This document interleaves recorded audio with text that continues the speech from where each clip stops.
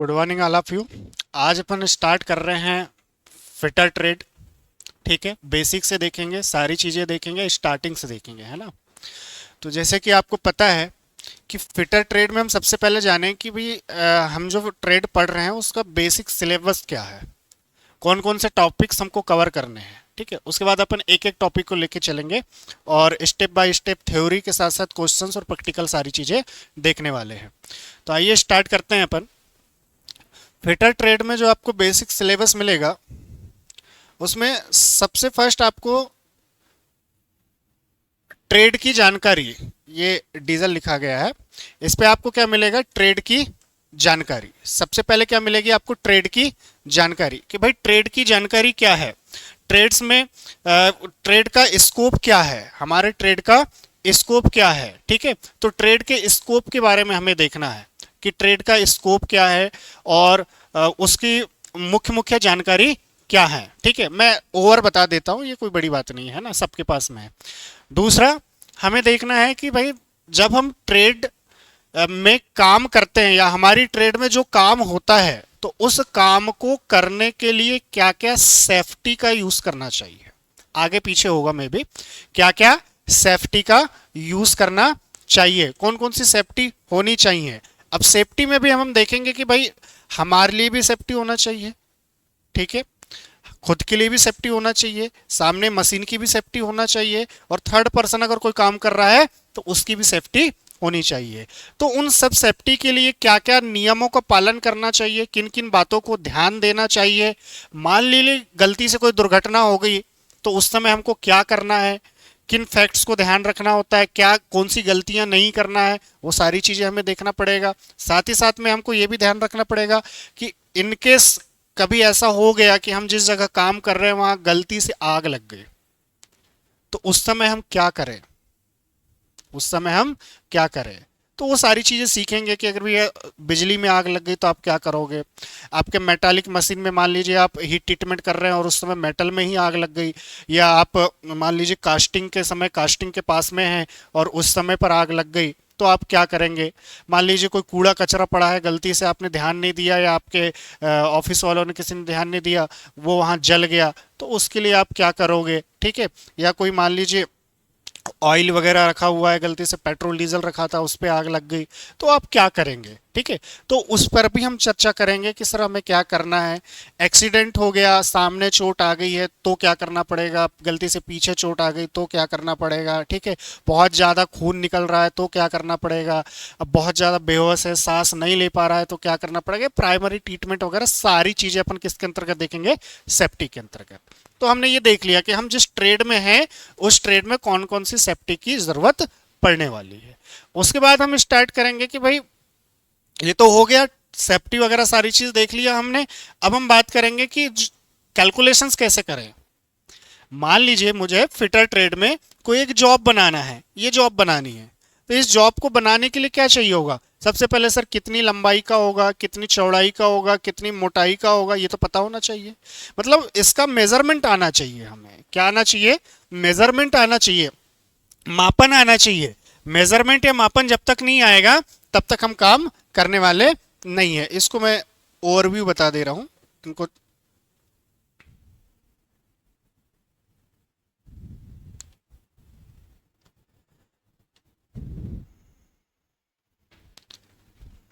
तो सबसे पहले हम क्या देखेंगे, सेफ्टी। ठीक है, इसके बाद सेकंड क्या हो जाएगा, मेजरमेंट, कि भाई मेजरमेंट में हम देखेंगे कि इसकी लंबाई कितनी होनी चाहिए, चौड़ाई कितनी होनी चाहिए, एंगल क्या होना चाहिए, कैसे नापते हैं, किन से नापते हैं, इस पे हम चर्चा करेंगे। अब मेजरमेंट करने के लिए किसकी आवश्यकता पड़ेगी, टूल की। ठीक है, तो कौन कौन से टूल मेजरमेंट के लिए होते हैं। अब लीनियर मेजरमेंट मतलब लंबाई को मापने के लिए क्या होगा, कोण को मापने के लिए क्या होगा, कैसे काम करेंगे, किसी की त्रिज्या नापना है तो कैसे काम करेंगे।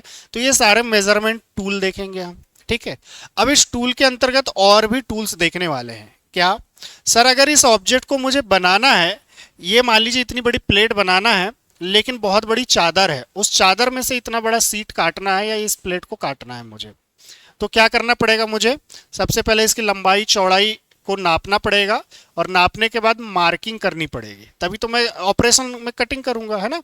तो सबसे उसके बाद में मैंने मेजरमेंट तो कर लिया, मेजरमेंट टूल की मदद से मेजरमेंट कर लिया, देन उसके बाद में मुझे क्या करना पड़ेगा, मार्किंग करना पड़ेगा। मार्किंग क्यों, क्योंकि मान लीजिए मैं मशीन में लेके जा रहा हूं या कटर से काट रहा हूं या ग्राइंडर से काट रहा हूं या कटर कोई भी एक्स वाई जेड हेक्सा से काट रहा हूं, सब आगे देखेंगे। किसी मशीन से मैं काट रहा हूं तो काटते समय अगर थोड़ा भी आगे पीछे हुआ तो डायमेंशन गलत हो जाएंगे, उसका शेप साइज बिगड़ जाएगा। तो उसके लिए हमें क्या करना पड़ेगा, मार्किंग देना पड़ेगा, है ना। जैसे नॉर्मल आप पेंसिल से निशान लगा देते हैं वैसे ही यहाँ पर मार्किंग यूज करना पड़ेगा। तो फिटर में मार्किंग के लिए मार्किंग टूल यूज करते हैं, ठीक है। तो उन मार्किंग टूल के भी बारे में बात करेंगे हम। मतलब यहाँ पर हम मेजरिंग टूल भी देखने वाले हैं, मार्किंग टूल भी देखने वाले हैं, ठीक है। और जब मार्किंग हो जाएगी प्रॉपर वे पर कि भैया इस जगह पर काटना है, ये लाइन हमने खींच दिया, अब वो हम देखेंगे कि स्क्राइबर का यूज करना है या पंच का यूज करना है या नॉर्मल डिवाइडर का यूज करना है, ठीक है। वो आगे जाके देखेंगे अपन, है ना। जब मेजरिंग हो गई, मार्किंग कर दिया, अब बात किसकी आएगी, कटिंग की। तो कटिंग करने के लिए भी क्या चाहिए होगा, कटिंग टूल। भाई अगर मैं आप हथौड़े से काट रहे हो तो छेनी चाहिए होगा आपको, छेनी और हथौड़े से काट दोगे आप, ठीक है। आप अगर मैं रोटेटिंग का यूज कर रहे हो तो ब्लेड का यूज कर लो आप, हेक्सा जिसको बोलते हैं ना, उससे आप काट लो। मशीनों में जाओगे तो फिर कटर मशीन का यूज कर लो आप, ठीक है। ग्राइंडर का यूज कर लो, मिलिंग मशीन का यूज कर लो, उनसे भी काट सकते हो। वो डिपेंड करता है कि कौन सा ऑब्जेक्ट है और किस तरीके से हमको कटिंग करना है। तो उन सारे टूल्स के बारे में हम देखेंगे कि भाई कटिंग करने के लिए कौन कौन से टूल यूज होते हैं। तो कटिंग टूल, कटिंग हो गई। कटिंग करने के बाद क्या जरूरत पड़ सकती है, तो आप बोलेंगे सर कटिंग करने के बाद अगर जरूरत पड़ेगी तो फिनिशिंग की पड़ेगी। किसकी पड़ेगी, फिनिशिंग की पड़ेगी, ठीक है। तो हम यहां पर कुछ फिनिशिंग भी देख लेंगे कि भाई फिनिश करने के लिए कौन कौन से टूल यूज करते हैं, इन सारे टूल्स को देख लेंगे।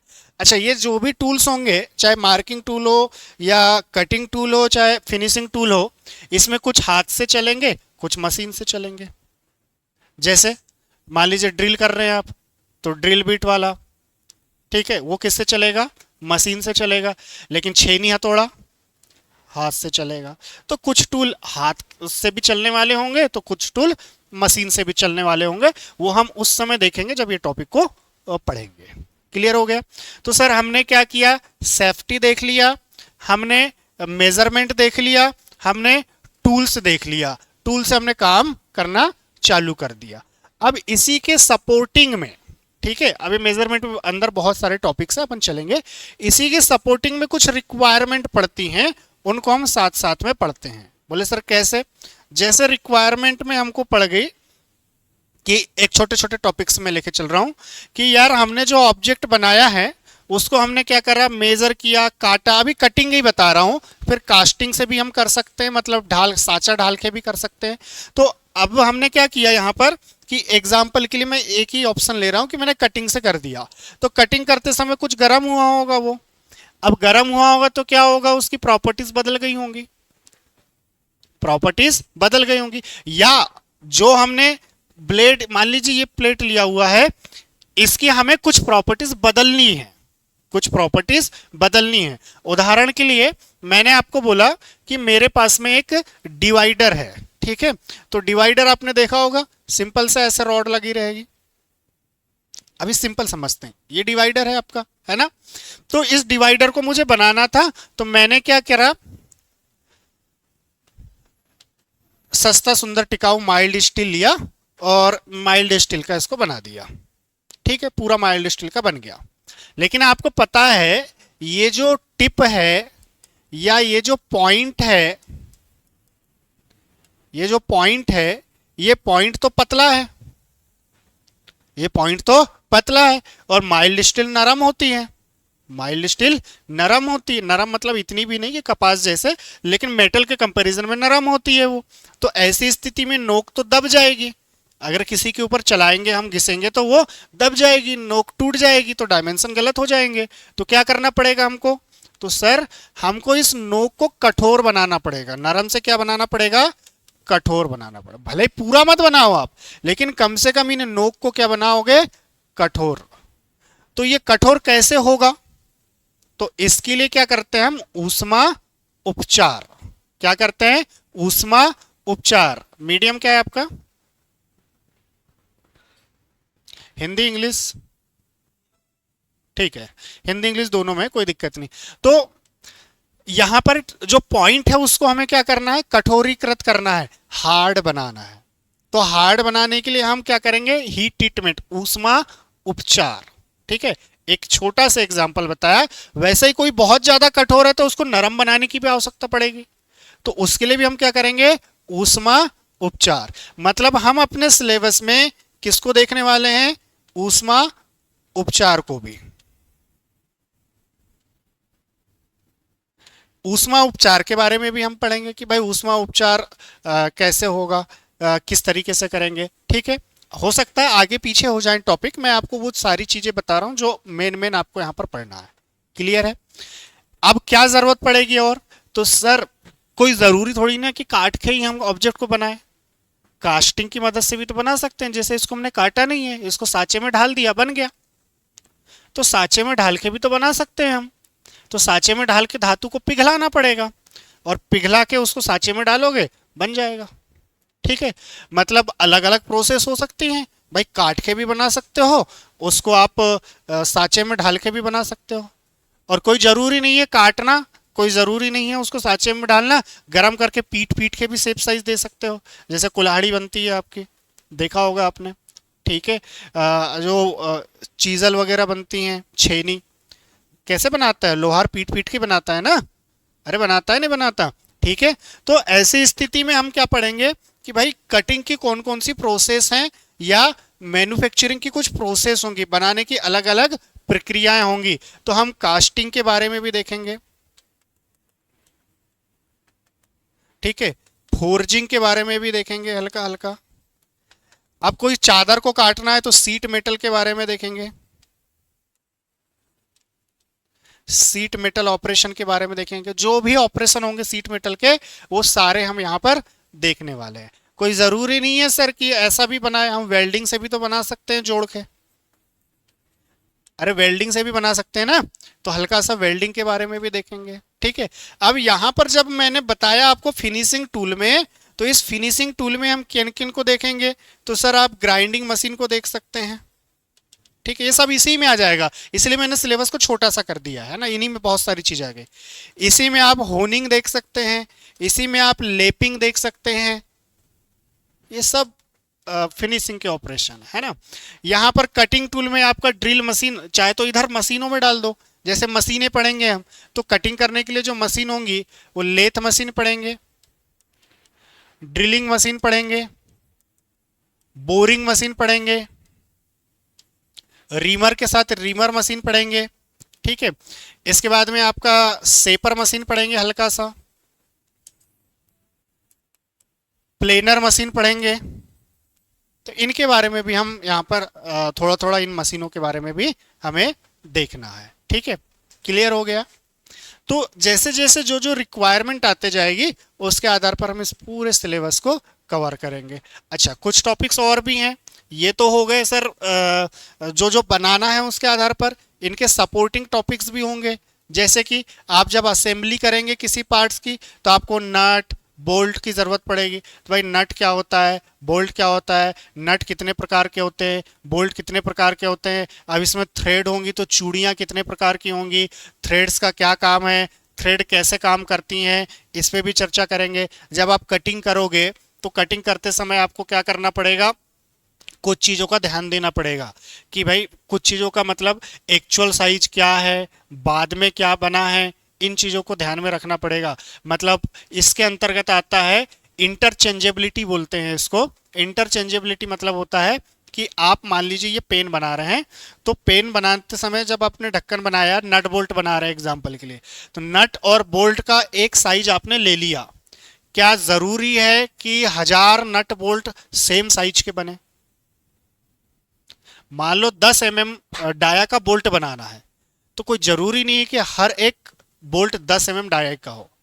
जैसे आप नट बोल्ट कहीं खरीद के लाते हैं, 5 नट बोल्ट खरीद के लाए, कुछ आसानी से कसा जाते हैं, हाथ से ही कसा के फटाफट चले जाते हैं, कुछ 2-3 चूड़ी कसती है और ताकत लग जाती है। अरे लगती नहीं लगती, लगती है। कुछ हल्का हल्का ढीला ढीला लगता है। तो एक्चुअल साइज के नहीं होते। तो बात कर रहे सर जब एक्चुअल साइज के नहीं होते तो क्या होगा, तो उसके लिए क्या करते हैं, एक लिमिट बना दी जाती है। लिमिट का मतलब क्या है कि भैया अगर मुझे 10 mm डायामीटर का चाहिए तो मैं ज्यादा से ज्यादा, एग्जांपल ले रहा हूं ये, ज्यादा से ज्यादा 10.5 ले सकता हूं और कम से कम 9.5 ले सकता हूं। 9.5 से छोटा आया तो रिजेक्ट हो जाएगा, फेंक दूंगा। 10.5 से ज्यादा हुआ तो फेंक दूंगा, वो कोई मेरे काम का नहीं है। लेकिन 9.5 और 10.5 के बीच में अगर कोई आ रहा है तो उससे मैं काम चला लूंगा। तो ये हो गई आपकी क्या, लिमिट, है ना। तो इंटरचेंजेबिलिटी में यही देखते हैं हम कि लिमिट कितनी देना है, फिट कितनी देना है, टॉलरेंस कितना रखना है, ये सारी चीजें हम वहां पर देखेंगे। ठीक है। साथ में जब हमारा ऑब्जेक्ट कटने के बाद बन जाता है तो वो कितना स्मूथ है या कितना रफ है, तो रफनेस या स्मूथनेस भी देखेंगे। और इसी में डिजाइनिंग सेक्टर को देखेंगे हम। डिजाइनिंग सेक्टर मतलब जब आप किसी लेथ मशीन में कटिंग कर रहे हैं, ड्रिलिंग कर रहे हैं, बोरिंग कर रहे हैं, रिमिंग कर रहे हैं, तो उस समय आपके पास एक नक्शा बन के आएगा, है ना। उस नक्शे से आप देखेंगे, जैसे मान लो स्टील के बर्तन देखा है आपने आजकल जो आ रहे थालियां वगैरह या स्टील के बर्तन, उसमें गोल गोल डिजाइन ऐसे round round round round round round बने हुए रहते हैं। तो ये किसी न किसी ने तो मशीन में किया होगा। तो उसके लिए क्या होता है, यहाँ पर आपको ऑलरेडी ड्राइंग में इस टाइप से कुछ ऑब्जेक्ट बना हुआ दिखाई देगा ऐसा। और यहाँ पर जो राउंड राउंड की मैं बात कर रहा था तो वो ऐसा निशान रहेगा। तो इससे यहाँ के निशान से हम समझेंगे, टाइप्स ऑफ ले बोलते हैं इसको। ठीक है। तो ले के आधार पर डिसाइड होता है कि कैसा ले दिया गया है। उसके बेहाव पर हम देखेंगे, मान लो यहाँ पर ऐसा है तो इसका मीनिंग अलग है, ऐसा है तो इसका मीनिंग अलग है। तो अपन देखेंगे उस समय जब यूज करेंगे, ऐसा है तो इसका मीनिंग अलग है। कौन से मशीन से काटना है वो यहाँ पर लिखा रहता है। कितना उसका रफनेस है वो यहाँ पर दिया जाएगा। ठीक है। कितना अलाउंसेंस देना है वो यहाँ पर होगा। ले की लंबाई कितनी होगी वो यहाँ पर दिया जाएगा। तो वो सारी चीजें अपन सीखेंगे। तो ये सब सपोर्टिंग चीज है इनकी। इनकी क्या है, सपोर्टिंग चीजें हैं कि भाई हम यहाँ जरूरत जाएगी तो ये जो रिक्वायरमेंट पढ़ते जाएगी इनको भी हमें पढ़ना है। फिर आप कोई मशीन चला रहे हैं तो आपको थोड़ा सा नॉलेज होना चाहिए पावर के बारे में। थोड़ा सा नॉलेज होना चाहिए कि भाई पावर क्या होता है, बेरिंग कैसे काम करते हैं, उसका शाफ्ट क्या होता है, बेरिंग क्या होता है। ठीक है। तो बेरिंग के बारे में थोड़ा थोड़ा नॉलेज, शाफ्ट के बारे में थोड़ा थोड़ा नॉलेज होना चाहिए आपको। बेल्ट के बारे में थोड़ा थोड़ा नॉलेज होना चाहिए कि गलती से बेल्ट गिर गया तो क्या करोगे। बेरिंग काम नहीं कर रहा है तो आपको नॉलेज तो होना चाहिए, हाँ यार बेरिंग ही काम नहीं कर रहा है, या शाफ्ट जाम हो गया है, या उसमें ग्रीस लगाने की ज़रूरत है, ऑयलिंग की ज़रूरत है, तो ये आपको पता होना चाहिए। तो लुब्रिकेशन क्या होता है, ये थोड़ा थोड़ा है, कूलिंग लुब्रिकेशन, ये छोटा मोटा, क्योंकि मशीन गर्म होगी तो आपको उसको ठंडा तो करना पड़ेगा, तो आपको कूलिंग की ज़रूरत तो पड़ेगी।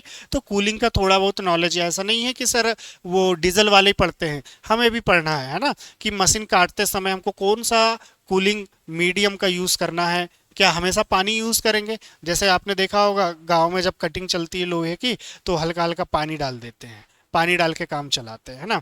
या ड्रिल मशीन से जब ड्रिल करते हैं मेटल वगैरह पर तो पानी डालते हैं, नहीं तो ड्रिल बिट खराब हो जाती है, टूट जाती है गर्म होके, है ना।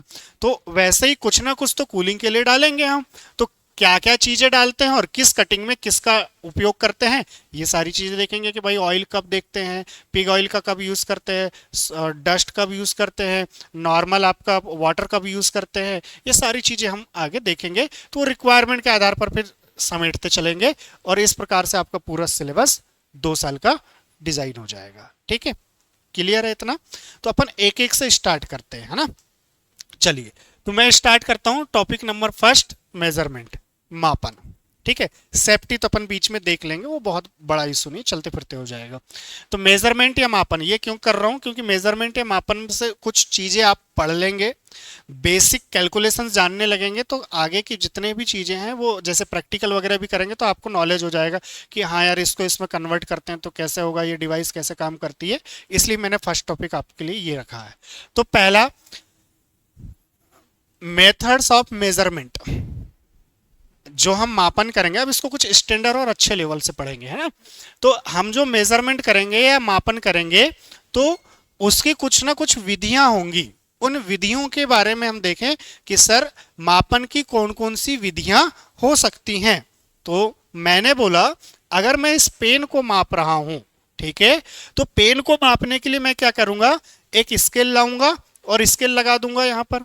जैसे स्केल लगाया मैंने तो पता चल गया कि सर ये 10 सेंटीमीटर का है, तुरंत पता चल गया 10 सेंटीमीटर का है। तो क्या हुआ, यहां पर डायरेक्ट आपने स्केल लाया और लगा दिया, इससे आपको माप तुरंत मिल गई। अरे मिल गई तुरंत। तो ऐसे मेजरमेंट को आप क्या बोलोगे, डायरेक्ट मेजरमेंट।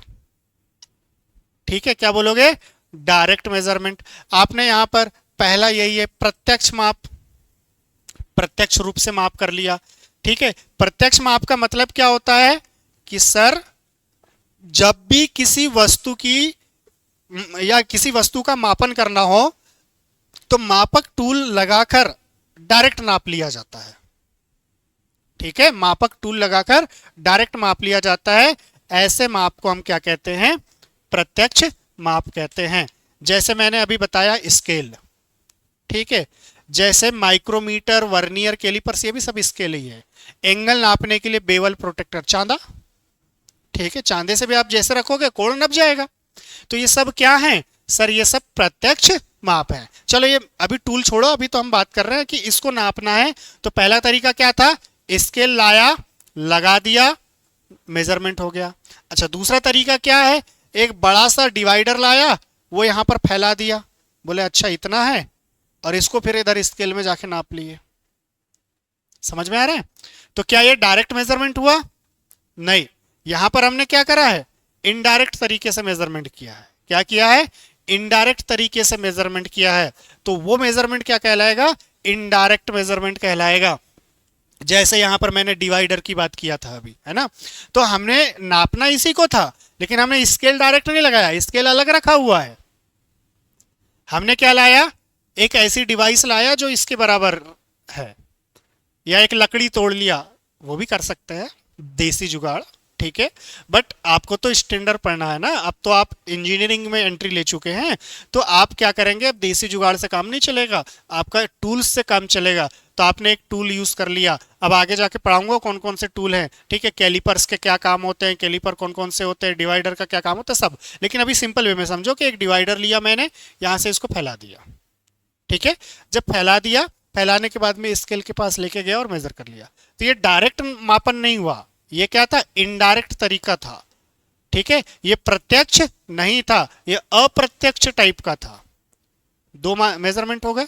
तीसरा मेजरमेंट क्या होगा कि इसकी नापना है तो मैं तुलना करूंगा कि वो हमारे यहाँ के मोटू की ऊंचाई छोटू से कम है, ऐसे बोलते हैं ना, कि वो फलाने की ऊंचाई फलाने से कम है या ज्यादा है। आप क्या कर रहे हैं, यहाँ तुलना कर रहे हैं। किसी गवर्नमेंट जॉब में जा रहे हैं आप, फोर्स वगैरह में जा रहे हैं, तो एक स्टैंडर्ड माप दे दिया कि 165 एग्जाम्पल है ये, 165 सेंटीमीटर हाइट होनी चाहिए, ये स्टैंडर्ड है।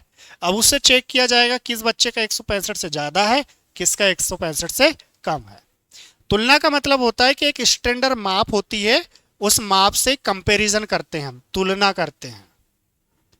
ठीक है, जैसे चुन्नू के पापा की ऊंचाई मुन्नू से छोटी है, हमारे बच्चे से बड़ी है, छोटी, ये सब क्या करते हैं, आपस में तुलना ही तो करते हैं, अपन करते हैं ना तुलना। तो हमने क्या करा, तुलनात्मक, जैसे पहले होता था, पहले मेजरमेंट का कुछ नहीं था, तो तुलना कर लेते थे, बोले यार इधर एक ढेर लगा दो, इधर एक ढेर लगा दो, बराबर है, हो गया। ऐसे चलता था पहले के जमाने में। तो तुलना करना, कंपैरिजन करना, क्या करना, कंपैरिजन करना, या इधर पर कुछ एक सामान रख दिया, इधर पर एक सामान रख दिया, आपस में तुलना कर ली, काम हो गया। तो तुलनात्मक मेजरमेंट या कंपैरेटिव मेजरमेंट मतलब हमारे पास ऐसे तीन तरीके हैं जिससे हम किसी चीज को नाप सकते हैं। पहला डायरेक्ट तरीका, दूसरा इनडायरेक्ट तरीका, तीसरा तुलना करके। मतलब प्रत्यक्ष माप ले लेना, अप्रत्यक्ष तरीके से मतलब वहां से हटा के दूसरे जगह ले जाके माप करना, और तीसरा तुलना करना। क्या बात समझ में आ रही है। दुनिया का कोई भी मेजरमेंट आप करोगे तो कितने तरीके से कर सकते हो, तीन। डायरेक्ट भी ले सकते हो, या इनडायरेक्ट भी ले सकते हो, और तुलना भी कर सकते हो। क्या बात समझ में आई, अरे हाँ या ना। ठीक है, अब मापने के कौन कौन से प्रकार हैं, उस पर चर्चा करते हैं। ये विधियां थी कि भाई इन इन विधियों से किसी भी चीज को नाप सकते हो, ठीक है। अब उसके प्रकार कौन से हैं उस पर चर्चा करेंगे अपन, है ना। मेजरमेंट के टाइप पे चर्चा करते हैं अपन। तो मापन के प्रकार की हम बात करेंगे। तो मापन के प्रकार में देखो, अगर इसकी माप लेना है, चाहे इसकी लंबाई हो, चौड़ाई हो, मोटाई हो, गहराई हो, सब क्या है, लंबाई, सब लेंथ के रूप में ही है ना। तो ऐसे मेजरमेंट को हम रेखीय मापन कहेंगे। क्या कहेंगे, रेखीय मापन। लेकिन अगर ये इस सतह से ऐसा झुक गया है तो कितना झुका हुआ है, इसके लिए आपको क्या देखना पड़ेगा, कोण। अरे देखना पड़ेगा ना। या कोई ऑब्जेक्ट ऐसा बना हुआ है तो इसके बीच में कितने अंश का कोण है, यही तो देखेंगे। तो ऐसे मापन को हम क्या कहेंगे, एंगुलर मेजरमेंट। क्या कहेंगे, एंगुलर मेजरमेंट, कोणीय मापन। क्या कहेंगे, कोणीय मापन।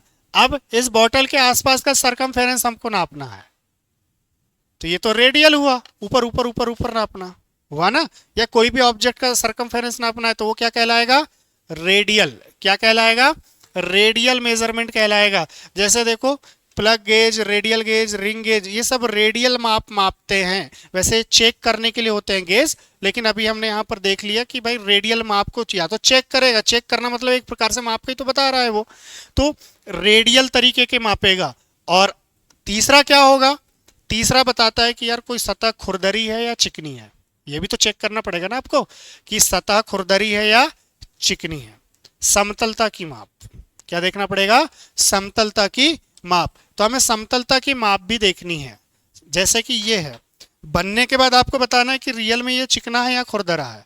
अगर बहुत ज्यादा खुरदरा है तो फिर क्या करेंगे, इसको रेतमाल से घिस देंगे, चिकना कर देंगे, फाइल से घिस देंगे, चिकना कर देंगे, ठीक है। बड़े रूप में है तो फिर मशीनों का यूज करेंगे अपन, मशीनों से उसको चिकना कर देंगे, है ना।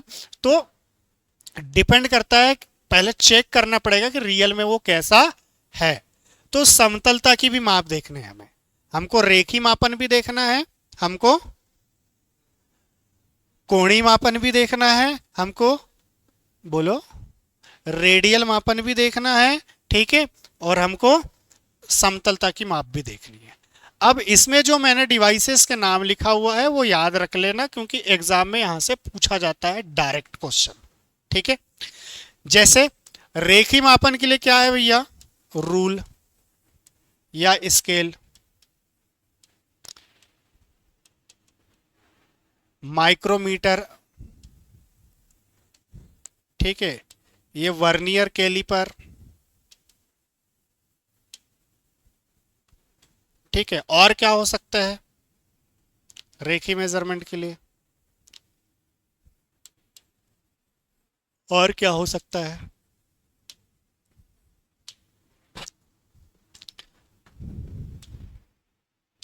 टेप,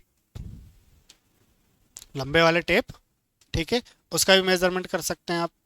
एंगुलर मेजरमेंट के लिए क्या होगा, ट्राई स्क्वायर, सुना, गुनिया जिसको बोलते हैं ना। एंगल प्रोटेक्टर, प्रोटेक्टर मतलब चांदा, ठीक है। वर्नियर बेवल प्रोटेक्टर, ठीक है। साइन बार, देखेंगे सब डिवाइस देखेंगे, इंपॉर्टेंट है। इसके बाद में रेडियल मेजरमेंट में जो एक्चुअल में चेकिंग डिवाइस होते हैं, जितने भी गेज होते हैं ना वो चेक करने के लिए होते हैं कि माप सही है या नहीं है। तो उसमें रेडियल मेजरमेंट ये गेज करके देते हैं, plug gauge, radial gauge, ring gauge. Flatness नापना है, समतलता नापना है, तो समतलता नापने के लिए हमारे पास सबसे best option surface plate, surface plate, ठीक है। देखा होगा सरफेस प्लेट, यूज भी क्या होगा, प्रैक्टिकल अभी करके आए हो, है ना। तो surface plate, surface gauge, straight edge, dial test indicator, ठीक है, सब पढ़ाऊंगा आगे जाके। तो ये डिवाइसेस जो होती हैं ये समतलता की माप देती है, ठीक है। और ये तो सब पढ़ा भी दिया हूं एक बार आई थिंक मैंने, है ना। आइए आगे एक एक से देखते हैं अपन, ठीक है। आगे एक एक से देखते हैं, उस समय मैंने कुछ प्रैक्टिकल करके भी आपको बताया था। सबसे पहले हम बात करेंगे किसकी, स्केल की। सबसे पहले हम बात करके करेंगे स्केल की, जो रेखीय मापन में था। किस में था, रेखी मापन में। तो रेखी मापन मतलब सिंपल वे में क्या है, यह लंबाई, चौड़ाई, ऊंचाई, गहराई, व्यास आदि की माप देता है। यही होगा। कहीं पर भी आपको लंबाई, चौड़ाई, ऊंचाई, गहराई, व्यास नापना है तो समझ जाना वो क्या है, रेखी मापन है। ठीक है। अब रेखी मापन में सबसे पहले हम किसको देखेंगे, रूल या पैमाना को। रूल या पैमाना को, ठीक है। तो सर रूल या पैमाना जो बनता है, पहले हम मटेरियल की बात करें कि जो रूल है या मापने वाला पैमाना है वो किसका बनता है। तो याद करो जब आप छोटे रहे होगे तो लकड़ी के स्केल भी यूज किए होगे आपने, है ना। मतलब सर लकड़ी का भी बनता है, नहीं देखा होगा तो फिर जैसे जैसे स्कूलिंग में गए होंगे तो कंपास बॉक्स में आपको प्लास्टिक का तो दिखाई होगा, है ना। तो हमारे ज़माने में तो लकड़ी के यूज़ करते थे हम स्टार्टिंग में। तो आपने मतलब किसका यूज़ किया, पहला लकड़ी, दूसरा प्लास्टिक, तीसरा स्टील का भी यूज़ किया जो आजकल भी यूज़ करते होंगे, है ना। तो स्टील का भी यूज़ करा। और कुछ बढ़ई लोग, आपके पास तो नहीं रहा होगा, बढ़ई लोग जो है वो कांसे का भी यूज़ करते हैं। किसका यूज़ करते हैं, कांसे का भी यूज़ करते हैं, पीतल का यूज़ करते हैं। तो आप देख सकते हैं यार, स्टील का भी बना सकते हैं हम इसको, पीतल का भी बना सकते हैं, लकड़ी का भी बना सकते हैं और प्लास्टिक का भी बना सकते हैं। बहुत बड़ी बात नहीं है ना। तो इन चीज़ों का हम बना सकते हैं। तो कभी ये नहीं पूछेगा कि भाई स्टील का कहाँ यूज़ होता है, लकड़ी का, वो तो कहीं भी यूज़ कर सकते हो, वो तो कहीं भी यूज़ कर सकते हो, कोई दिक्कत नहीं है। हाँ, लेकिन जो लकड़ी वाला था ना उसमें एक्यूरेसी नहीं थी, क्योंकि लकड़ी से खांचे बनाते थे तो वो डॉट आगे पीछे हो सकते थे, तो उतनी एक्यूरेसी वो नहीं देता था। अच्छा, कितने कितने का मिलता है, क्या क्या साइज का रहता है। तो हमारे कंपास बॉक्स में 15 सेंटीमीटर का रहता था, सबसे छोटा स्केल। 15 सेंटीमीटर मतलब एमएम में बदलेंगे तो कितना हो जाएगा, 150 एमएम होगा ना। 1 सेंटीमीटर मतलब 10 एमएम, तो 15 सेंटीमीटर मतलब 150 एमएम। दूसरा बड़ा वाला जो स्केल हम यूज करते थे वो उससे दुगना होता था, मतलब 30 सेंटीमीटर। 30 सेंटीमीटर लिखो या 300 एमएम लिखो, और उससे अगर बड़ा होगा तो उससे दुगना जाएगा, कितना हो जाएगा, 600 या 60 सेंटीमीटर। ठीक है। बट बेसिकली जो यूज होते हैं वो दो माप सबसे ज्यादा यूज होती हैं, 300 और 600, ओ सॉरी 150 और 300 एमएम वाला। लेकिन अब ये तो हमने स्टडी में पढ़ा है, बट जब हम कहाँ गए, इंडस्ट्रीज में काम करने गए, तब हमको ये भी देखने को मिला। क्योंकि 15 सेंटीमीटर का स्केल का वहां ज्यादा उपयोग नहीं है, वो तो हमारे को कॉपी में डायग्राम बनाने के लिए था, वहां तो थोड़े बड़े ही चाहिए होगा, है ना। तो अधिकांश इन दोनों का उपयोग इंडस्ट्रीज में देखने को मिलता है। तो एग्जाम पॉइंट ऑफ व्यू से हम क्या याद रखेंगे, 15 सेंटीमीटर, 30 सेंटीमीटर और 60 सेंटीमीटर। ठीक है, ये हमारे यूज होते हैं। अच्छा जी, लीस्ट काउंट क्या होता है। लीस्ट काउंट का मतलब क्या होता है, अल्पतमांक। अल्पतमांक मतलब होता है कि वह डिवाइस कम से कम कितना माप सकती है, उसके द्वारा मापी, छोटी से छोटी मापी गई माप, कोई भी डिवाइस हो उसका अल्पतमांक या लीस्ट मतलब होता है कम, न्यूनतम माप, है ना। अल्प माप कि उस सबसे छोटी माप कितनी दे सकती है, सबसे छोटी माप कितनी दे सकती। तो हम देखते हैं स्केल में एक एक एमएम पर स्लॉट बने रहते हैं, ऐसे निशान रहते हैं ना एक एक एमएम के। ठीक है, ये दिख रहे हैं, ये एक एक एमएम पर क्या है, निशान बने हुए हैं। लेकिन इसके बीच का भी आप नाप सकते हैं, जैसे ये छोटे स्केल में देखोगे तो एक एक एमएम के बीच में भी हल्का सा डॉट रहता है स्टैंडर्ड स्कूल में।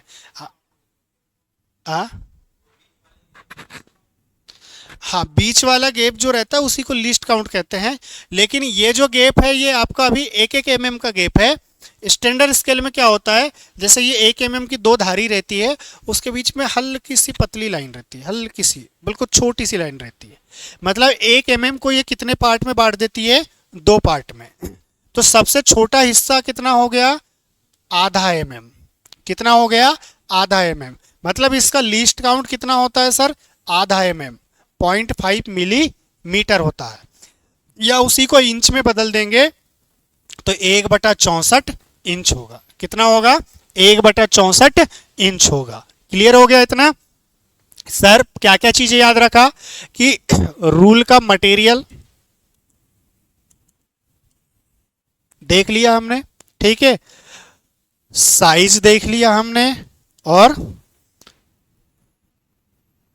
लीस्ट काउंट देख लिया। क्या देख लिया हमने, लीस्ट काउंट। अब किसी भी स्केल को आप कैसे स्पेसिफाइड करोगे, स्पेसिफाइड कैसे करोगे,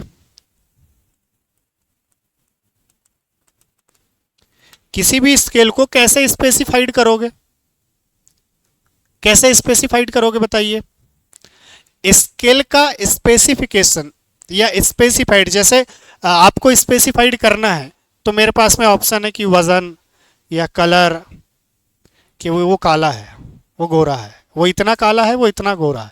या वजन मान लो कि वो उसका वजन 500 ग्राम है, उसका वजन 50 ग्राम है, या वो 5 किलो का है, वो 10 किलो का है, वो 50 किलो का है, वो 51 किलो का है, वो 52 किलो का है। स्पेसिफाइड करते हैं ना अपन किसी न किसी चीज़ से, वैसे ही इनको भी तो स्पेसिफाइड करना पड़ेगा। तो आप कैसे स्पेसिफाइड करोगे, तभी तो बुलाओगे। जैसे मैकेनिक को देखा होगा, भाई 15 नंबर का पाना देना, 20 नंबर का पाना देना, 25 नंबर का पाना देना, बोलते नहीं देते। ब्रिक्स वर्क चल रहा है तो बोलते आधा देना, पौना देना, तो वो सामने वाला समझ जाता है उनकी लैंग्वेज में कि भाई इसका मीनिंग क्या है और किस साइज का ब्रिक देना है। वैसे हमारे इसमें भी तो अगर हम स्केल यूज कर रहे हैं तो हमें पता होना चाहिए कि भाई स्केल को कैसे स्पेसिफाइड करते हैं।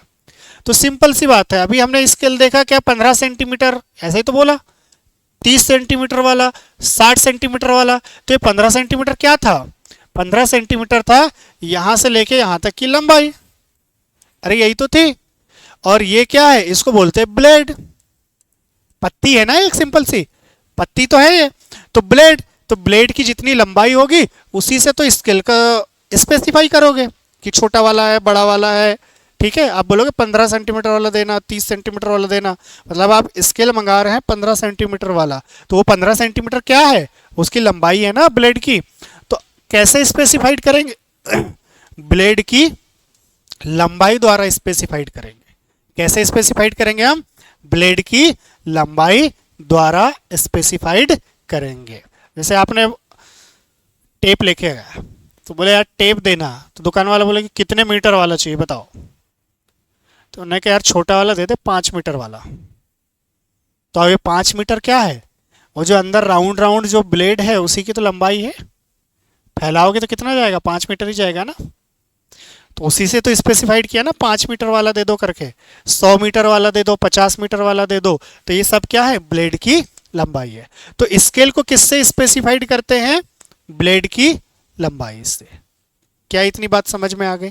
ठीक है, काम काम की बात याद रखना है, बाकी कोई दिक्कत नहीं। स्केल देखा हुआ है, जैसे ये स्केल आपने देखा होगा, थोड़ा सा पतला दिख रहा है, नेरो आकार का।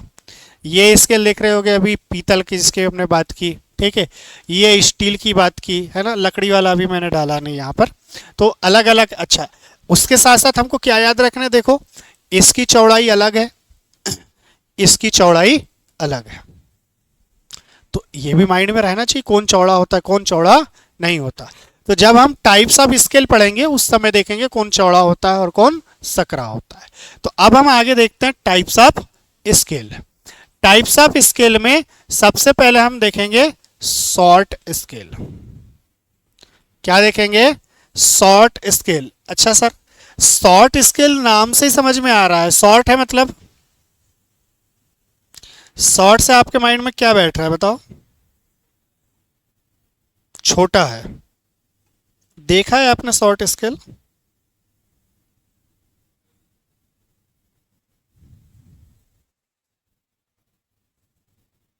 अच्छा 15 सेंटीमीटर वाला छोटा हो गया और 30 सेंटीमीटर वाला बड़ा हो गया, लॉन्ग हो गया है ना। और कुछ,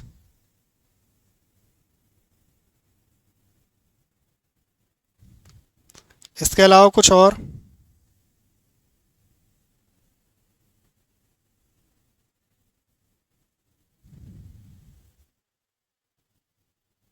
बोलो।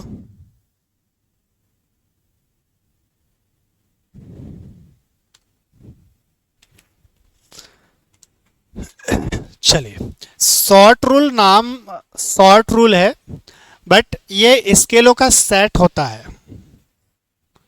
क्या होता है? स्केलों का सेट होता है। ऐसे अलग अलग स्केलों का एक गुच्छा बना रहेगा। ठीक है, एक स्केल यहाँ रहेगा, दूसरा यहाँ रहेगा, तीसरा यहाँ रहेगा, चौथा, या चाबी का गुच्छा रहता है ना, वैसे स्केलों का अलग अलग सेट रहता है। याद करो, जो चाबी बनाने वाला है,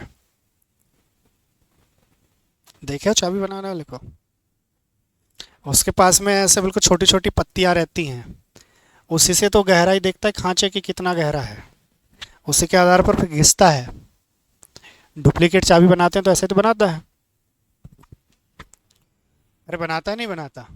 ठीक है, तो शॉर्ट रूल क्या है या शॉर्ट स्केल क्या है? तो आप बोलोगे सर,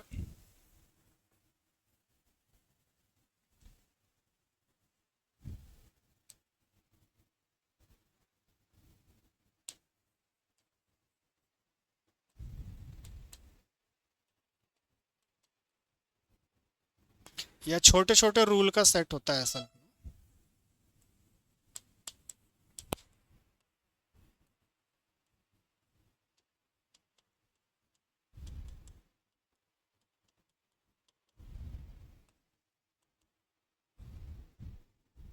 क्या होता है? छोटे छोटे रूल्स का सेट होता है, जिसमें जो रूल होते हैं इनका साइज अगर आपसे पूछेगा तो 5 mm,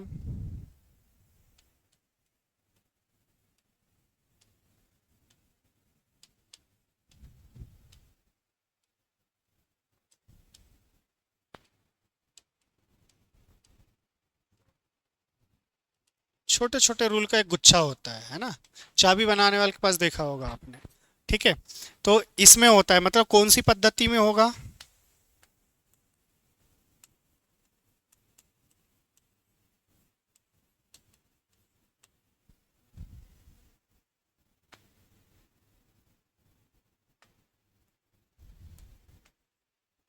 मीट्रिक प्रणाली का। ठीक है, मैट्रिक पद्धति एमएम में होगा, है ना, ये इंच वगैरह में नहीं रहता। ठीक है, तो ये साइज होंगे। अगला, यूज, क्या काम करता है ये?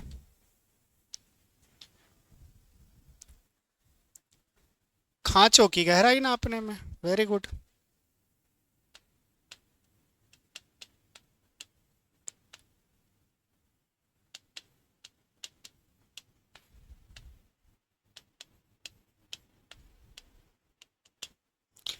स्लॉट की डेप्थ नापने में।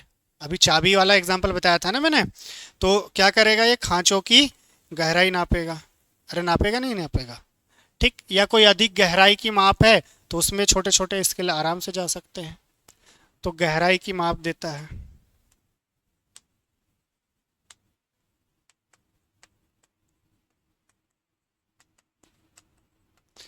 ये एग्जाम में पूछ चुका है लेकिन ना। ठीक है, ये एग्जाम में पूछ चुका है। तो खांचों की गहराई के लिए या कौन सा स्केल है जो छोटे छोटे सेट के रूप में पाया जाता है? ये वर्ड याद रखना है, छोटे छोटे सेट के रूप में। छोटे छोटे सेट के रूप में या रूल का सेट होता है, कौन होता है? सॉर्ट। क्या काम करता है? अच्छा, आपको पूछा है चाबी घाट। चाबी घाट जानते हैं? कीवे। चाबी घाट की गहराई को मापने के लिए किस प्रकार के स्केल का उपयोग करोगे? आ गया समझ में? ठीक है, चलिए आगे देखते हैं। अगला स्केल, अगला स्केल है आपका hook scale. Hook scale normal scale जैसे ही होता है, लेकिन इसके एक एंड पर, यहां पर देखो, इसमें ये ब्लेड है और यहाँ पर क्या लगा देते हैं? हुक। इससे क्या होता है? मान लीजिए हमारे पास कोई सिलेंड्रिकल जॉब है ऐसे,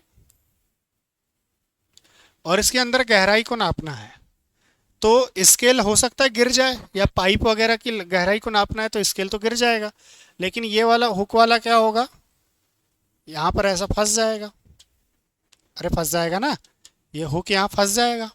ठीक है, हुक फंस जाएगा और इससे आपने आराम से गहराई भी माप लिया। ठीक है, तो स्केल जैसा दिखता है वैसा ही रहेगा, लेकिन अंतर क्या होता है, इसके एक किनारे पर हुक बना रहता है। क्या बना रहता है, हुक बना रहता है। ठीक है ना।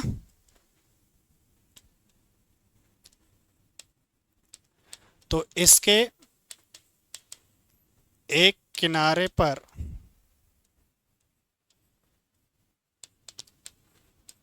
हुक लगा होता है।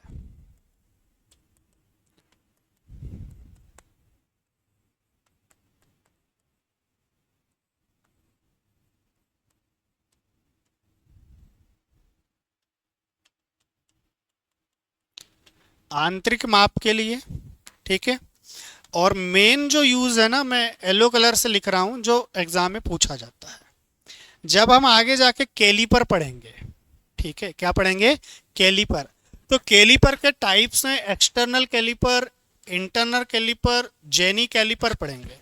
तो उसमें जो आपका इंटरनल कैलीपर है, कौन सा, इंटरनल कैलीपर या इनसाइड कैलीपर।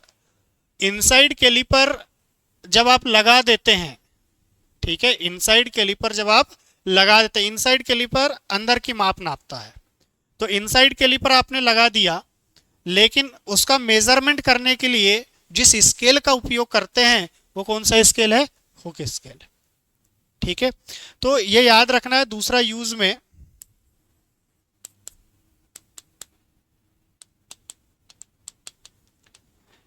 इनसाइड कैलीपर के साथ उपयोग उपयोग होता है। किसके साथ होगा, इनसाइड कैलीपर के साथ इसका उपयोग किया जाता है। ये काम की बात है, ये एग्जाम में पूछा जाता है। ठीक है, कहां से पूछेगा, कैलीपर से, कि भाई इनसाइड कैलीपर में कौन सा स्केल उपयोग किया जाता है, या इनसाइड कैलीपर की माप के लिए किस स्केल का उपयोग करते हैं, तो हुक स्केल का यूज करते हैं। आगे, फ्लेक्सिबल है, बिल्कुल लचीला है, देखा होगा आपने ये। ठीक है, फ्लेक्सिबल है, लचीला है। तो फ्लेक्सिबल या लचीला जो होगा, अच्छा दिख रहा है ये स्टील का ही बना होगा, ऐसा कोई जरूरी नहीं है। ये आपका कपड़े का भी बना हो सकता है। ठीक है, किसका बना हो सकता है, कपड़े का। लेकिन हम तो ठहरे दर्जी तो है नहीं, हम दर्जी तो है नहीं, और कपड़े का तो हमारे इसमें फट जाएगा। तो हम तो किसका यूज करेंगे, स्टील का यूज करेंगे। किसका यूज करेंगे, स्टील का। तो आप स्टील वाला यूज करेंगे। अब स्टील वाला फ्लेक्सिबल मतलब क्या है, बिल्कुल लचीला। और भैया अगर लचीला है तो आप कोई टेढ़ी मेढ़ी जॉब भी है तो नाप सकते हो, नहीं नाप सकते।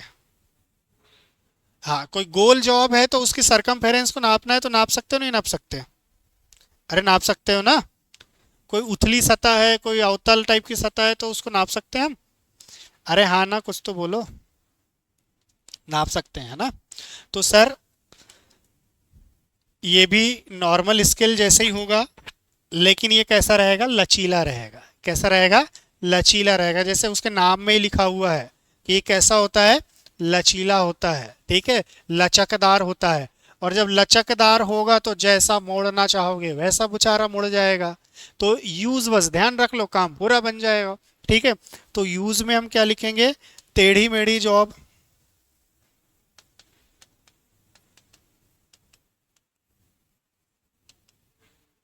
टेढ़ी मेढ़ी माप लिख देता हूं मैं, टेढ़ी मेढ़ी माप में। और बताओ, कोई कॉनकेव या कॉन्वेक्स है, उत्तल या अवतल,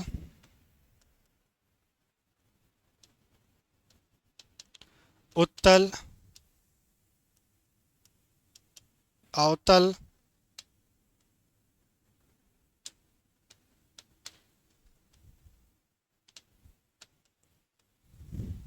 माप में। ठीक है, उत्तल माप है, अवतल माप है, तो उसमें हम इसका उपयोग करने वाले हैं। क्या इतनी बात समझ में आ गई। ठीक है, आगे देखते हैं। अगला स्केल है आपका नेरो स्केल। क्या है? Narrow scale. नेरो स्केल मतलब इसकी चौड़ाई क्या होगी? कम।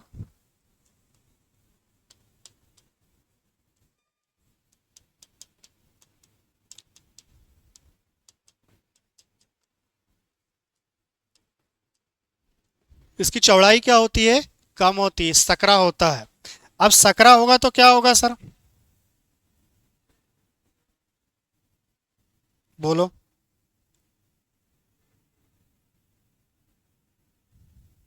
सकरा होगा तो क्या होगा? हाँ, पतली जगह पर छोटी संकड़े में पाइप्स वगैरह की गहराई नापने में इसका यूज कर लोगे आप, है ना। चौड़ाई कम है मतलब गहरे पाइप आदि की आंतरिक माप। कोई गहराई है या गहरा गड्ढा है या कोई पाइप वगैरह है, उसके आंतरिक माप हमको नापना है, तो हम किसका यूज कर लेंगे? नेरो रूल का यूज कर लेंगे। नेरो मतलब ही होता है पतला। नेरो मतलब क्या होता है? पतला। ठीक है। फिर आपका आ गया श्रिंक रूल। ठीक है, श्रिंक रूल। ये श्रिंक रूल क्या होता है?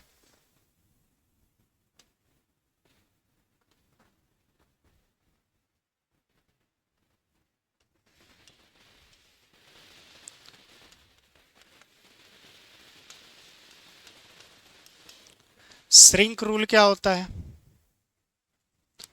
तो समझते हैं ना, श्रिंक मतलब होता है सिकुड़ना। श्रिंक मतलब क्या होता है? सिकुड़ना। ठीक है। अब ये सिकुड़ना वर्ड कहाँ से आया? तो जब हम कास्टिंग से, मैंने बताया था ना, साँचे में आपने क्या करा, साँचे से किसी चीज को बनाना चाहते हैं, तो आपने एक साँचा बनाया, धातु को पिघला दिया, जैसे मूर्ति वगैरह बनती है ना। तो आपने एक साँचा बनाया, और साँचा बना के उस जॉब को बनाना था, तो उस जॉब का साँचा बन गया, धातु को पिघलाया और आपने क्या करा? साँचे में डाल दिया। अब साँचे में जैसे गई तो लिक्विड अवस्था में थी, तो पूरी फैल गई जहां जहां जैसा बनना था। उसके बाद क्या होगा? उसका सॉलिडिफिकेशन। वो ठंडी होगी, ठंडी होगी तो ठोस होगी।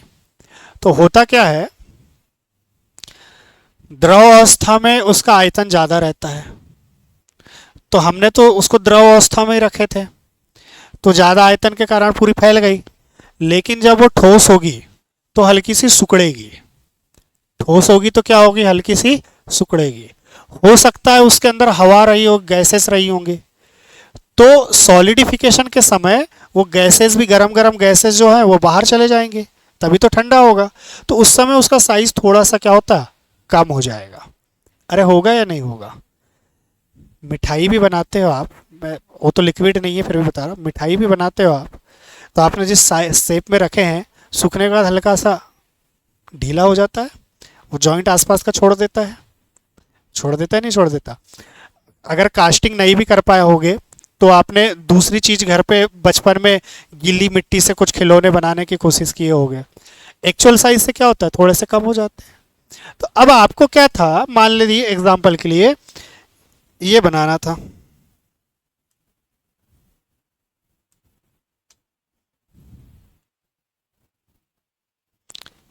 ये बनाना था आपको।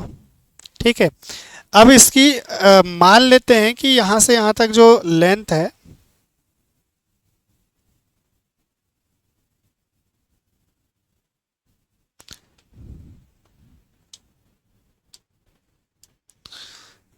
ये 20 mm है और ये 10 mm है। ठीक है। तो मैंने क्या करा, इसका सांचा बनाया। ये वस्तु है, ये बनाना है मुझे, इसके लिए मैं क्या करूंगा? एक सांचा बनाऊंगा। ठीक है। तो मैंने यहां पर एक सांचा बनाया, कितने का बनना चाहिए?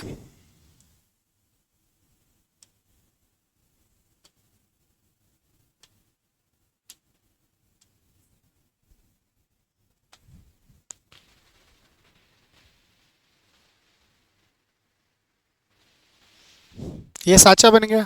ठीक है सर, कितने का बना दें बॉस?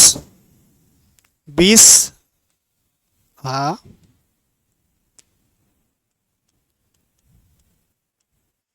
बना दिए, ठीक है। और यहां से मैंने क्या करा, गरम धातु जो पिघली हुई थी वो डाल दिए।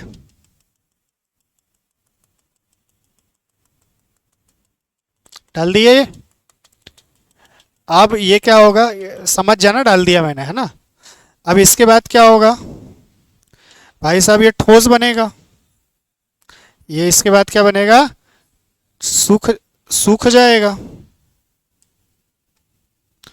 सूखने के बाद में कुछ ऐसा हो जाएगा, ये होगा। तो अब मुझे बताओ आप, इसकी लंबाई कितनी थी सर, ठीक है। तो ये वाला तो निकल जाएगा, ये तो सूखने के बाद ना ये वाला हिस्सा तो निकल जाएगा,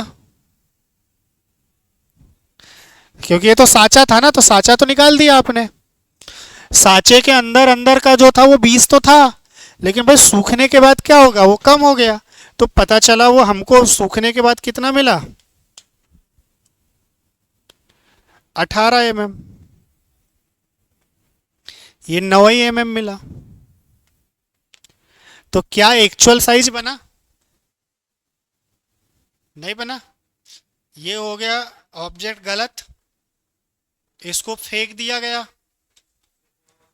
अब दिन भर से आप बना रहे हो, साचा बन ही नहीं रहा है। यार करे क्या करे, फिर को बड़ी दिक्कत हो जाएगी। शाम को सीनियर आएगा, चेक करेगा, बोले क्या किए तुमने, गड़बड़ कहाँ कर रहे हैं अपन, मेजरमेंट में, है ना। साचे के मेजरमेंट में गड़बड़ कर दिए। क्यों, क्योंकि भाई ये सुकड़ रहा है, तो साचे का मेजरमेंट हमको ऐसा नहीं करना है। हम साचा ही बना दे 22 का, वेरी गुड, 22 का, और इधर 11 का। तो सुकड़ने के बाद वो 22 से 20 होगा ना, और ये 10 हो जाएगा, तब एक्चुअल माप मिल जाएगा। तो ये जो माप आपने मापी है, यही क्या है, श्रिंक रूल कहलाता है। समझ में आया। अरे आया या नहीं आया, जल्दी बोलो। नहीं आया, आ गया। तो श्रिंक रूल का उपयोग कहाँ करोगे,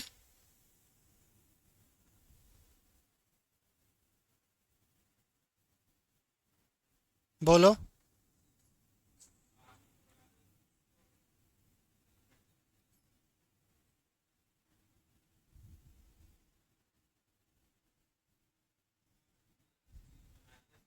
साचे में, है ना। तो मतलब उसको बोलते हैं पैटर्न मेकिंग। क्या बोलते हैं, पैटर्न मेकिंग। तो इसका उपयोग कहाँ करते हैं सर,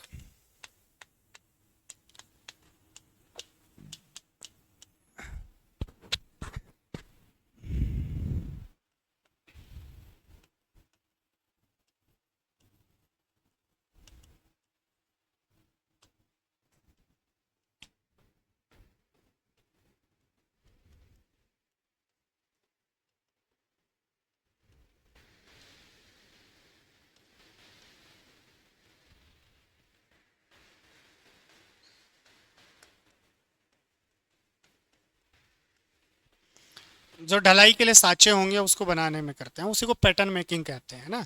मेकिंग मतलब बनाना, पैटर्न मतलब किस पैटर्न का बनाया है आपने, ठीक है।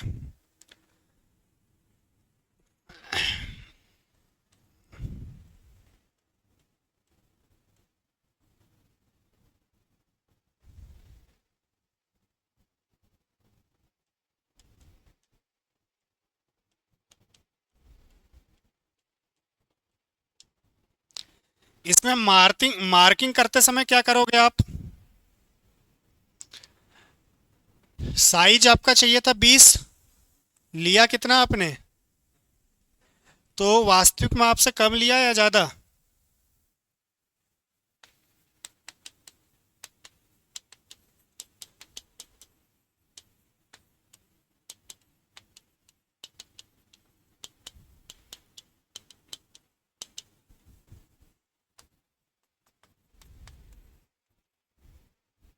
समझ में आ रहा है। अरे आ रहा है, नहीं आ रहा है, ठीक है। अच्छा ये कैसे पता चलेगा, कैसे पता चलेगा कि कितना बढ़ाना है,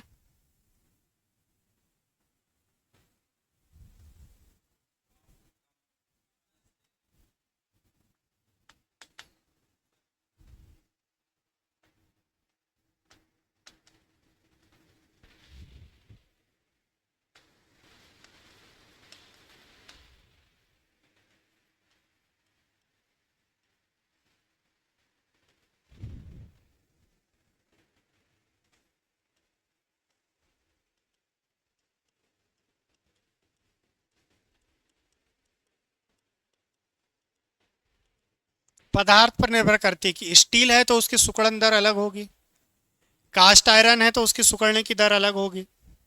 अभी पढ़ाऊंगा, कास्टिंग में सब पढ़ाऊंगा, ठीक है। तो स्टील के सिकुड़ने की दर अलग रहेगी, कास्ट आयरन के सिकुड़ने की दर अलग रहेगी, एल्यूमिनियम है उसके सिकुड़ने की दर अलग रहेगी। तो अलग अलग धातुओं की सिकुड़ने या श्रिंक होने का जो रेशियो है या दर है वो क्या है, अलग अलग होती है। उसी के आधार पर हम इस स्केल को डिसाइड करते हैं कि कितनी माप बढ़ानी है। जैसे हमने एक एग्जाम्पल लिया था, इसमें हमें 2 mm लग रहा था तो हमने 2 mm बढ़ा दिया था।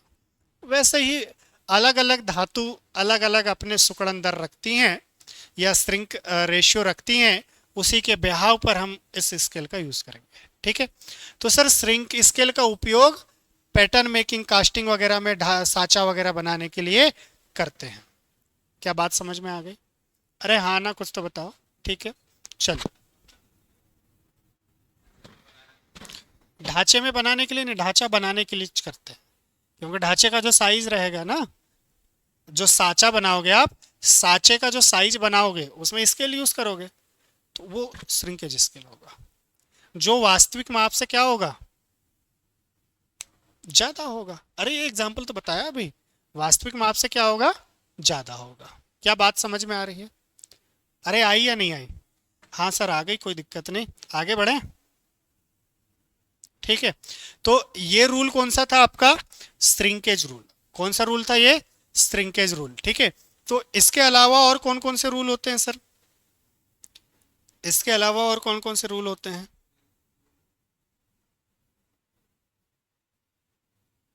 बोलो।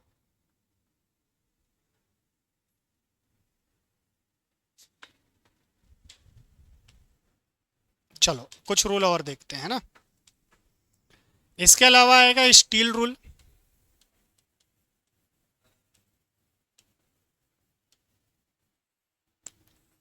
और ये बहुत इंपॉर्टेंट है एग्जाम पॉइंट ऑफ व्यू से।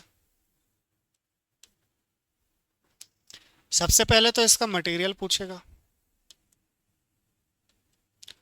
2 क्वेश्चन आते हैं यहाँ सबसे ज्यादा।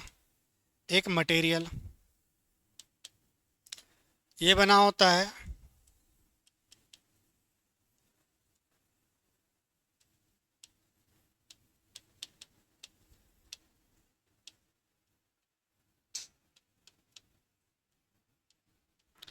हाई कार्बन स्टील का, ठीक है।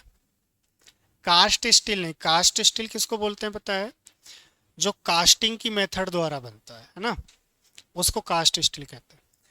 या फिर ये ऑप्शन नहीं रहेगा,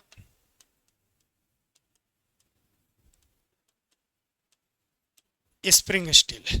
लचकदार होना चाहिए ना भाई, फ्लेक्सिबल होना चाहिए स्केल। देखा होगा वो स्केल हल्का सा मुड़ जाता था लेकिन टूटता नहीं था, जैसे स्प्रिंग मुड़ जाती थी। मतलब जैसी स्प्रिंग रहती है वैसी वाली स्टील यूज करेंगे। आईटीआई में ना ऐसे शब्द उपयोग करते हैं, वो स्टील जिसका कास्टिंग में काम आता हो, वो स्टील जो स्प्रिंग जैसे लचकदार होती हो। और जैसे आप डिप्लोमा में जाएंगे, इंजीनियरिंग में जाएंगे, तो ये वर्ड नहीं रहते, इनके नाम रहते हैं भाई, हाई कार्बन है, लो कार्बन है, मीडियम कार्बन है, तो वही रहेगा। लेकिन इसमें ऐसा नहीं है, इसमें कल्पना करके बता दिया जाता है, ठीक है। तो आपको ये 2 नाम आपको देखना है। अगला सर, अगला इसका पूछेगा कहीं लीस्ट काउंट कितना होता है।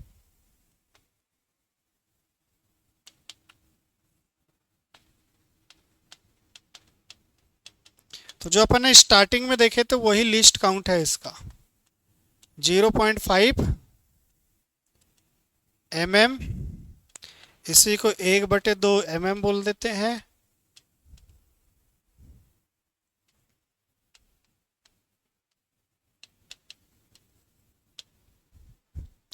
या 1/64 इंच, 1/64 इंच। क्या बात समझ में आ गई? ठीक है। तो ये एग्जाम पॉइंट ऑफ से बहुत इंपॉर्टेंट है और आपको पूछा जाता है, आपको पूछा जाता है।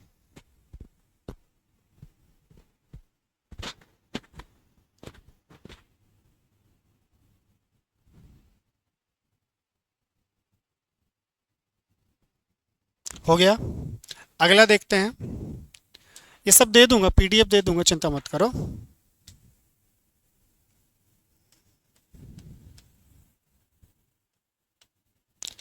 की सेट रूल, एक शॉर्ट रूल था, याद करो, और ये है आपका की सेट रूल, ठीक है, या की रूल के नाम से भी जाना जाता है। क्या होता है ये की सेट रूल या की रूल? की मतलब होता है कुंजी, की मतलब क्या होता है? कुंजी।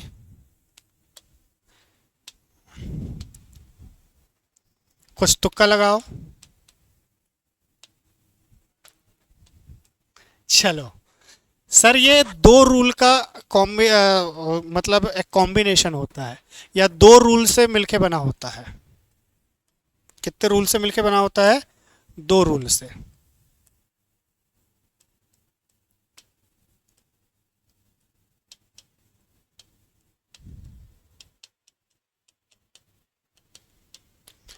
इसमें कितने रूल होते हैं?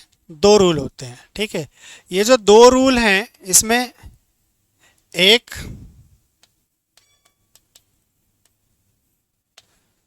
चौड़ा होता है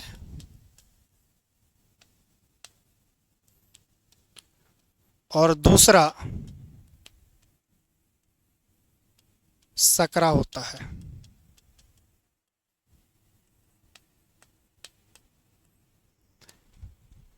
एक चौड़ा होता है और दूसरा सकरा होता है, ठीक है।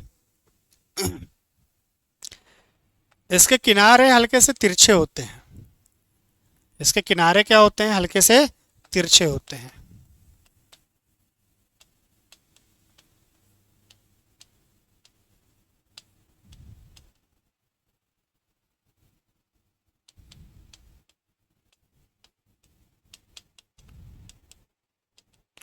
इसके किनारे हल्की सी क्या होती है? तिरछी होती है। अच्छा जी, यूज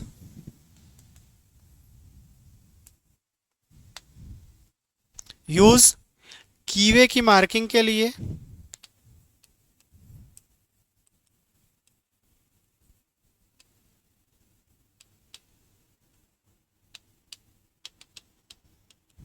खांचों की मार्किंग के लिए, ठीक है। साथ ही साथ में गोलाकार जॉब के लिए, पाइप की गहराई के लिए,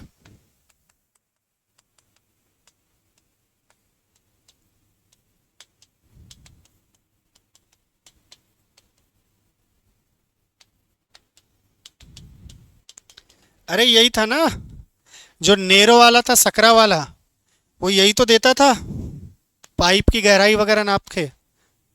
यही लिखे हैं ना अपन ने, गड्ढे, गहरे गड्ढे, या पाइप्स की गहराई नापने के लिए। तो इसमें नेरो वाला ये काम कर जाएगा, ठीक है। जो थोड़ा चौड़ा होगा वो मार्क इसमें मार्किंग के लिए होगा। या किसी जॉब पर मान लीजिए पैरेलल मार्किंग करना हो, समांतर रेखाएं खींचना हो, तो उसके लिए भी हम इसी स्केल का यूज करते हैं। बोले सर कैसे? तो मान लीजिए कोई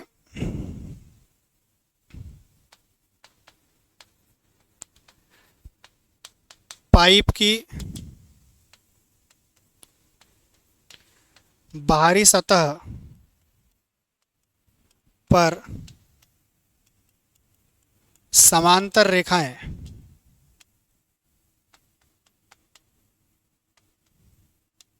की मार्किंग करनी हो, तो भी हम इसी का यूज करते हैं। देखा होगा ना, ऐसे डिजाइन जैसे ये दिख रहा है, ये समांतर लाइन, ठीक है। ऐसे अगर पाइप्स पर समांतर लाइनें खींचनी है तो उसका मार्किंग करना पड़ेगा। मार्किंग के बाद फिर वो लाइनें खींची जाती है, तो वो भी किससे होगा? आपका इसी की सेट रूल, या की सीट रूल भी कहते हैं, या की रूल भी कहते हैं, ठीक है। तो उससे हम इसका उपयोग करते हैं। क्या ये बात समझ में आ गई? अरे हाँ ना, कुछ तो बोलो। क्लियर है इतना? ठीक है। इसके बाद में टेप सुना होगा आपने।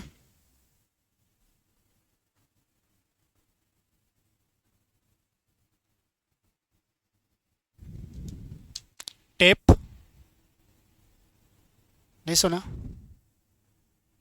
अरे जो राउंड राउंड होके बड़ा आता है, ठीक है, तो वो भी आपका इसी के अंतर्गत आता है, लेकिन इतना इनफ हो जाएगा। मतलब यहाँ पर पूरे स्केल्स जो हैं वो ख़त्म होते हैं, यहाँ पर स्केल जो हैं वो पूरे ख़त्म होते हैं। ठीक है, अब इसी के साथ साथ हम सेकंड डिवाइस जो वो कैलीपर स्टार्ट करेंगे। क्या स्टार्ट करेंगे? कैलीपर।